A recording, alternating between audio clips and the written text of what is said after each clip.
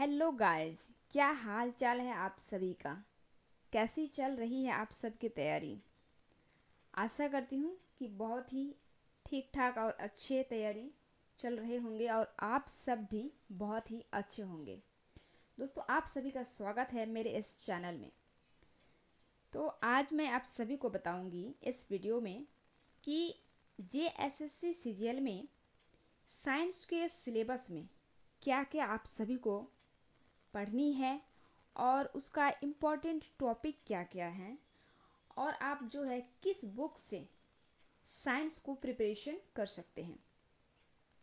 देखिए, JSSC CGL में science का जो सिलेबस है, इस सिलेबस से आपको 20 सवाल पूछे जाएंगे। जी हाँ दोस्तों, आपको 20 सवाल पूछे जाएंगे।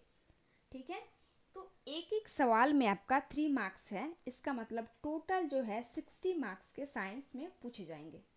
और ये 60 मार्क्स जो होते हैं ये बहुत ही ज़्यादा होते हैं दोस्तों, क्योंकि लोग जो है कंपटीशन एग्ज़ाम में क्या होता है कि 0.1% के लिए भी आप रह जाते हो और आपसे आगे दूसरा कोई निकल जाता है।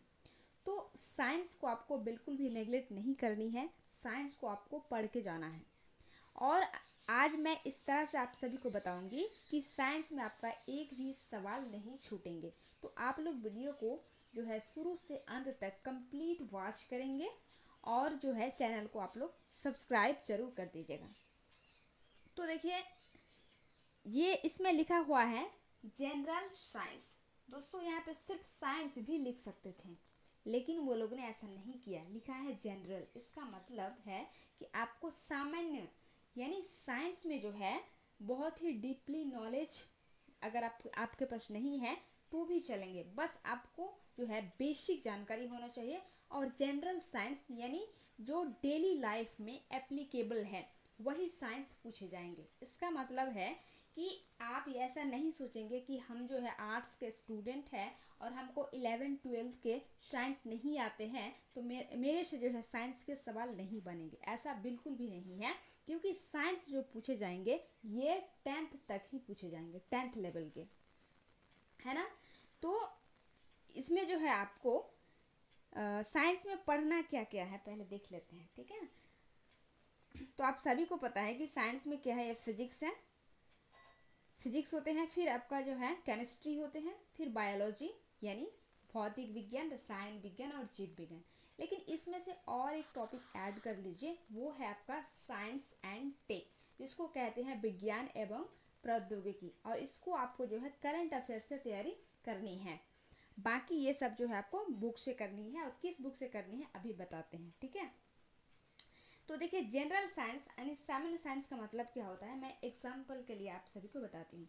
मान लीजिए किसी को जो है दिल का दौरा पड़ा है, तो यानी हार्ट अटैक मान लीजिए किसी को हुआ है, तो आपको ये पता होनी चाहिए कि इसको जो है कार्डियोलॉजिस्ट के पास भेजना है, ना कि ऑर्थोपेडिक के पास। ऑर्थोपेडिक जो होते हुए ये हड्डी के डॉक्टर होते हैं। मतलब बेसिक बेसिक आपको नॉलेज होनी चाहिए कि डेली लाइफ में क्या कुछ हो रहा है साइंस में।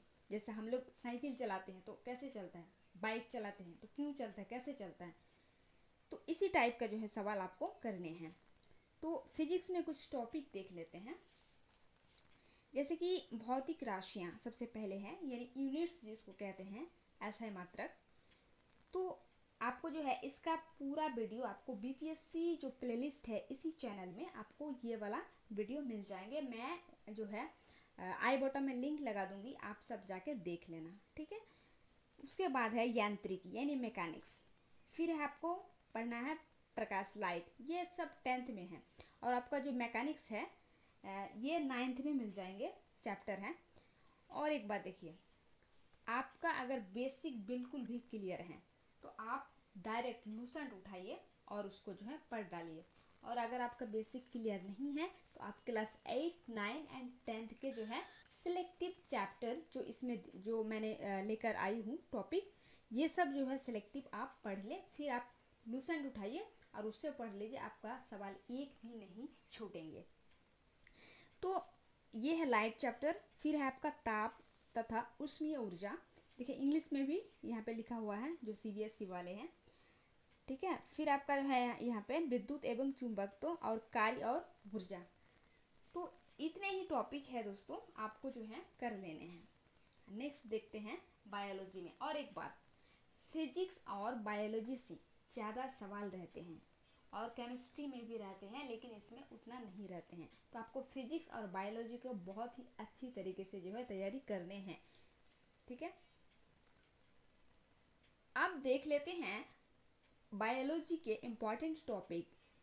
तो सबसे पहले आपको पढ़ना है पोषण, क्योंकि न्यूट्रिशन, पोषण को इंग्लिश में क्या कहते हैं, न्यूट्रिशन कहते हैं। न्यूट्रिशन हम सभी के लिए जो है ज़रूरी है कि नहीं है दोस्तों, कि हम लोग को जो है प्रोटीन, कार्बोहाइड्रेट, जो जल की मात्रा है, क्या कुछ लेना है, न्यूट्रिशन बहुत ही ज़रूरी है, इसलिए न्यूट्रिशन आपको पढ़नी है। देखिए जो भी डेली लाइफ में यूज हो रहा है, पाचन तंत्र, डाइजेस्टिव सिस्टम, हम लोग जब भी खाते हैं तो ये डाइजेस्टिव सिस्टम काम करते हैं कि नहीं, तभी तो आपका भोजन क्या होते हैं, पचते हैं।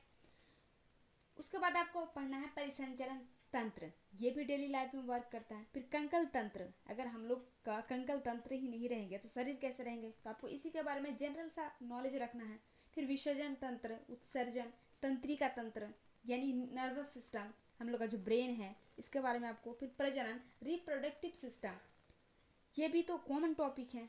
फिर है कोशिका जैविकी, फिर सजीवों का वर्गीकरण, और फिर विषाणु एवं जीवाणु, लिविंग ऑर्गेन, मतलब वायरस एंड बैक्टीरिया, ये बहुत ही इंपॉर्टेंट है, ये भी आपको पढ़ लेनी है। फिर है वनस्पति विज्ञान, यानी जो बॉटनी होते हैं, जो पेड़ पौधे के बारे में हम लोग पढ़ते हैं, इसको भी आपको थोड़ा बहुत देख लेनी है ना।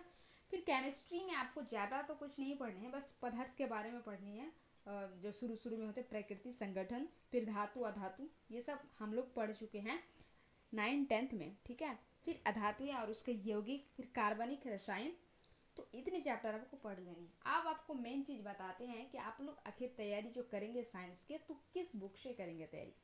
तो सबसे पहले ये जान लीजिए कि अगर आपका बेसिक क्लियर नहीं है, आप अगर मान लीजिए आप आर्ट्स वाले हैं, कॉमर्स वाले हैं, और आपका मैट्रिक में कब का छूट गया है, जैसे कि मैट्रिक के बाद आप जो है जो भी JSS CGL एग्ज़ाम दे रहे हैं, इसका मतलब है कि आप ग्रेजुएशन जो है कर चुके हैं। तो मैट्रिक्स में ही आपका साइंस छूट गया है, यानी इधर एंटर किए हैं 2 साल, फिर आपका ग्रेजुएशन में 3 साल, और उसके 2-3 साल बाद अगर आप तैयारी कर रहे हैं तो बहुत दिन हो गया। तो अगर आपको कुछ थोड़ा सा रिकॉल करना है तो 8-9-10 की थोड़े से आप जो है उठा लीजिए, ये NCERT, उससे आप जो है ये चैप्टर वाइज पूरा नहीं पढ़ना है आपको, सेलेक्टिव चैप्टर एक बार आप जो है रीडिंग कर लीजिए, आपको समझ में आने लगेंगे। क्योंकि आप जो पढ़े हैं 8-9-10th में, वो आपके सबकॉन्शियस माइंड में अभी भी हैं, बस आप जैसे ही पढ़ेंगे वो सब जो है रिकॉल हो जाएंगे। फिर आपको जो है NCERT के बाद, और दोस्तों अगर आप साइंस बैकग्राउंड से ही हैं, ठीक है, तो आप डायरेक्ट जो है आपका बेसिक क्लियर है। देखिए ज़रूरी नहीं है कि आप साइंस बैकग्राउंड से है तो आपका भी बेसिक क्लियर है, तो अगर आपका भी नहीं है तो आप भी NCERT उठाइए। उसके बाद आप जो देखिए, ये है लूसेंट बुक, देखिए ये लूसेंट है, इसमें जो साइंस का पोर्शन दिया हुआ है, आप इससे तैयारी कर लें, ठीक है। देखिए यहाँ पे दिया हुआ है साइंस में, है ना, यहाँ पे भौतिक विज्ञान, देखिए मात्रक, अभी बताया ना आपको, सबसे पहले मात्रक पढ़ना है, फिर कार्य, ऊर्जा एवं शक्ति पढ़ना है, ठीक है। ये सब देखिए जो जो टॉपिक मैंने लिखा हुआ है वहाँ पे, यहाँ पे आपको जो है मिल जाएंगे। फिर आपका रसायन विज्ञान है, देखिए पदार्थ है ना, पदार्थ एवं उसकी प्रकृति, सबसे पहला टॉपिक तो यही लिखे थे। परमाणु संरचना भी आपको पढ़ लेनी है। फिर जीव विज्ञान में आपको देखिए कोशिका विज्ञान, जैव विकास, आनुवंशिकी, वनस्पति विज्ञान, देखिए बॉटनी, है ना, तो आपको यहाँ से तैयारी कर लेनी है। देखिए विज्ञान एवं प्रौद्योगिकी भी है इसमें, लेकिन आपको ये करंट वाला पढ़ना है, जो आजकल में जो भी हो रहा है वो आपको जो है तैयारी करनी है, ठीक है। लेकिन दोस्तों अगर आपके पास वक्त है, साइंस में आप देना चाहते हैं, तो आप जो है ये वाला बुक भी पढ़ सकते हैं। ये जो है पूरे सिर्फ साइंस के हैं, देखिए इसमें थोड़ा ज़्यादा डिटेल्स में है। अगर ये पढ़ लेते हैं तो साइंस में आपका एक भी सवाल नहीं छूटेंगे। देखिए यहाँ पे दिया हुआ सब, देखिए यांत्रिकी वहाँ पे लिखा हुआ है ना, फिर ध्वनि, ऊष्मा, प्रकाश, विद्युत, देखिए सब है ना, आधुनिक एवं परमाणु भौतिकी, सब कुछ है। यहाँ पे कंप्यूटर भी है, तो कंप्यूटर में अलग से जो सिलेबस मैंने बता के रखे हैं वो वाला आप लोग जाके देख लीजिए। फिर रसायन विज्ञान, जीव विज्ञान, तो आप ये भी पढ़ सकते हैं अगर आपके पास टाइम है तो। अगर ये पढ़ लेते हैं तो आपका एक भी सवाल नहीं छूटेंगे। अब आपको जो है MCQ किससे प्रैक्टिस करनी है, तो देखिए MCQ के लिए जो है आप घटना चक्र पढ़ सकते हैं। यहाँ पे देखिए लिखा हुआ है सामान्य विज्ञान। यहाँ पे घटना चक्र में क्या है कि जो भी IAS या PCS जैसे UP PCS या BPSC या और भी अदर एग्जाम में पूछे गए हर सवाल आपको साइंस के यहाँ मिल जाएंगे। और दोस्तों यहाँ पे ना थोड़ा सा जो भी आप जिस टॉपिक से, देखिए अलग अलग टॉपिक यहाँ पे दिया हुआ है। जैसे एग्जाम्पल के लिए मैंने यहाँ पे 4 नंबर में है कोशिका, तो कोशिका के बारे में थोड़ा सा वहाँ पे यहाँ पे इस बुक में जो है दिया हुआ है। और फिर उसके बाद जितने भी सवाल पूछे गए हैं सारे सवाल आपको मिल जाएंगे। तो आप साइंस में एकदम पकड़ बनानी चाहती हैं, एक भी सवाल ना छूटे आपका, तो आप घटना चक्र से PYQ सारा सॉल्व कर लीजिए, आपका एक भी सवाल नहीं छूटेंगे। ठीक है, तो ये था साइंस का सिलेबस। आप लोग को एक बिल्कुल भी ये नहीं होना है, चिंतित नहीं होना है। ठीक है, आप लोग अच्छे से तैयारी करें और इस पर आपको जो है सिलेक्शन लेनी ही है ना।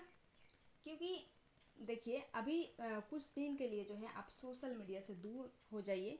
ये जो हम लोग क्या करते हैं, रील्स देख देख के टाइम बर्बाद करते हैं, तो यही रील्स अब एक दिन ना आपको बहुत ही तकलीफ देंगी। इसलिए आप जो है अभी कुछ दिन है ये SSC CGL एग्ज़ाम के, आप पहले पढ़ लो, उसके बाद सक्सेस मिल जाएंगे तो सब कुछ, नहीं तो अगर सक्सेस नहीं मिलेंगे ना तो आपके घर वाले भी ताने देंगे, बाहर वाले तो देंगे ही, घर वाले भी देंगे। इसलिए पहले खुद को बनाइए इस दुनिया में ना, पहले अपने को महत्व दीजिए, तब कोई आपको महत्व देंगे, है ना दोस्तों। तो ठीक है, आज के लिए इतना ही, फिर नेक्स्ट वीडियो में मिलते हैं। आप सबको अगर ये वीडियो अच्छा लगा तो please like share and subscribe करें। Thank you so much.